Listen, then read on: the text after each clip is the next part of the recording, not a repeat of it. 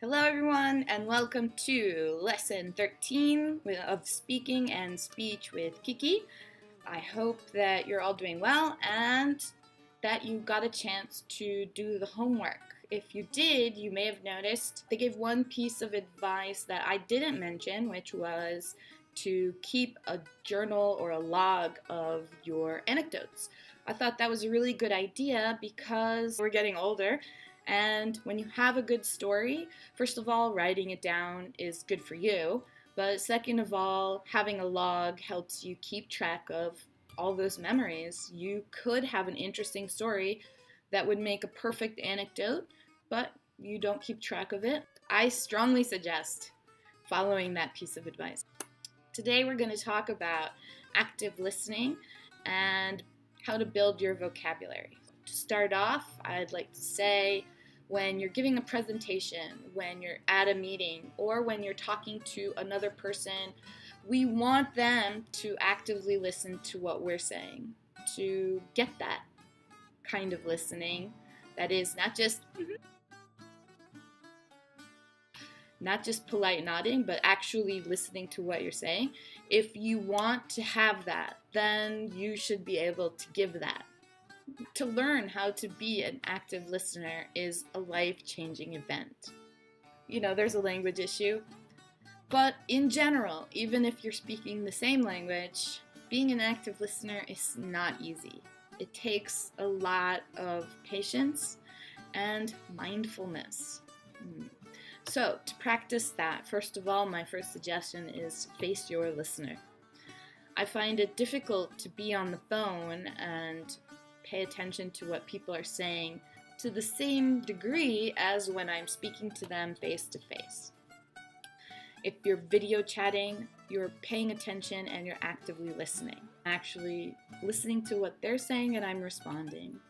Another piece of advice is to relax. If you're in a very loud restaurant or if you have to use the bathroom, excuse yourself, use the bathroom and come back because you want to be present, because you want to be listening, you want to be hearing what they're saying. Keep an open mind. I find one of the problems for keeping an open mind is that we are literally always judging people. We're thinking, well, why did you do that? I would never have done that. When you're actively listening, say, I wasn't in that position. I couldn't judge what I would do unless I was in that position. So to say now, after it's finished, you could have, you should have, it's not helpful and it sounds disrespectful and judgmental. Try to imagine what the speaker is saying, because if you can imagine what the other person is saying, you're more empathetic. When you speak, you'll change the way you speak to fit that person, and then that person will be able to hear you and understand you better.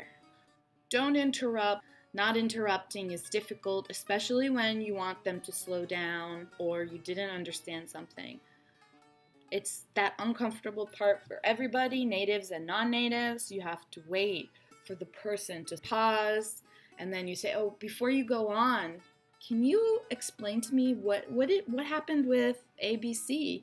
I didn't quite understand that.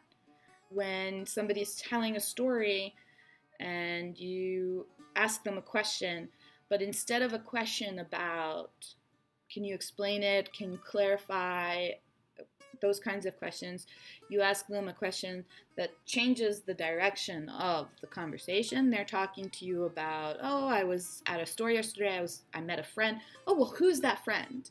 Suddenly, their story was going this direction and your question drove them to another direction. That happens. Just at the end say, okay, thank you, I appreciate that. Can you tell me more about your story? And try to get back to what they were saying, because it's their story. Don't solve people's problems for them is the same as saying, if somebody doesn't ask you for advice, then don't give them free advice. Because what happens is you listen, you hear a problem, and you say, I know what they should do. And then suddenly you're waiting to talk. You're not listening anymore. You're just waiting to give them the solution to their problem. They can't always hear the answer, even if it's the right answer, unless they're ready to hear the answer. If they're ready to hear the answer, then they're asking you for advice. That's when you give it to them. Free your mind from that cycle and just listen to what they're actually saying. Another tip for becoming a good active listener is to give good feedback. When somebody is talking, if you just say, yeah, that's not good feedback. That's just being polite, but not actively listening. Good feedback would be if the story is a sad story, you give condolences, you say, I'm sorry to hear that, what happened next? If it's a happy event, congratulations, that's wonderful, what's the next step? A way of showing that you are paying attention. Those are good ways to also keep your mind going and engaged in the event.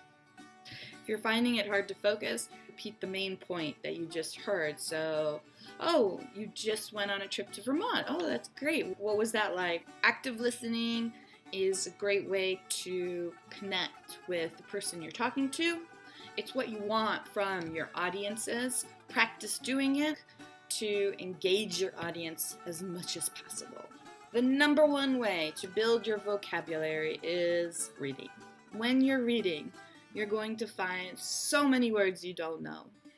For every article you read, let's say 4 paragraphs. In those 4 paragraphs, find 1 or 2 words that you don't know and look those up. That's it.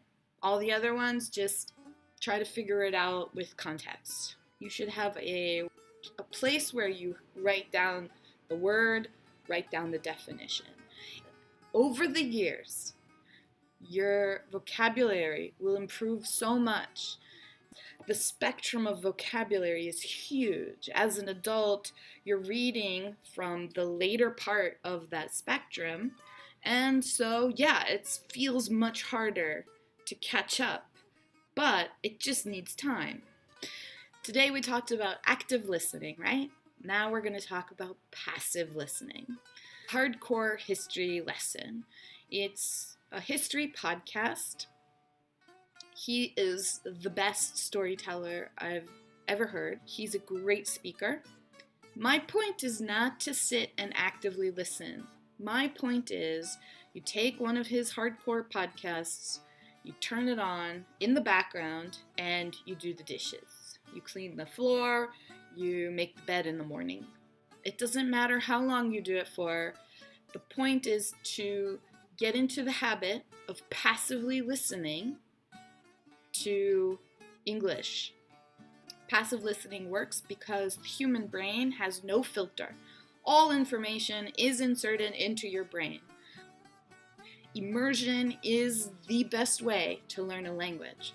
All the information goes in, and the more passive listening, the easier it will be for you to understand that language. The same thing is true for watching English-speaking movies with your language subtitles.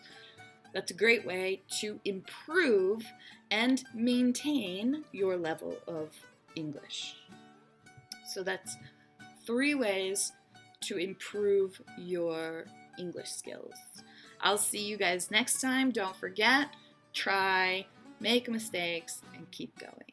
Bye, guys.